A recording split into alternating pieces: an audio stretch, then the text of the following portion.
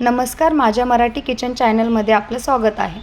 आज आपण साध्या सोप्या पद्धतीने बनवता येणारा गाजरचा हलवा बनवूयात। चला तर रेसिपी स्टार्ट करूया।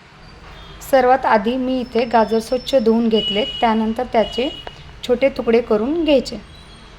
एका कढईमध्ये 2 चमचे तूप टाकायचे, मीडियम फ्लेम करून त्यामध्ये कट केलेले ड्रायफ्रूट टाकायचे।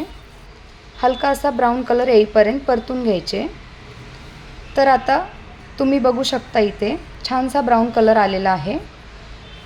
ड्रायफ्रूट आपण काढून घेऊ। त्याच कढईमध्ये अजून 1 चमचा तूप ॲड करू।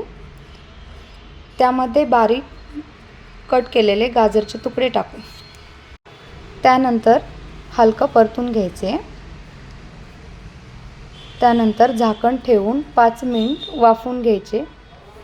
मग नंतर 1 वाटी दूध टाकून पुन्हा 15 ते 20 मिनिट शिजवून घ्यायचे। तुम्ही बघू शकता 15 ते 20 मिनिटानंतर गाजर छानसे शिजले आहे। तर आता आपण त्याला चांगले स्मॅश करून घेऊ। त्यानंतर त्यात आता 1 वाटी साखर टाकू। तर आता तुम्ही बघू शकता साखर टाकल्यानंतर छानसा असा रंग आलेला आहे। थोडासा फ्लेवर येण्यासाठी थोडीशी विलायची पावडर टाकायची। त्यामध्ये छानसे आपण रोस्ट केलेले ड्रायफ्रूट टाकायचे। तर अशा पद्धतीने झटपट बनणारा सोप्या पद्धतीने गाजराचा हलवा तयार आहे।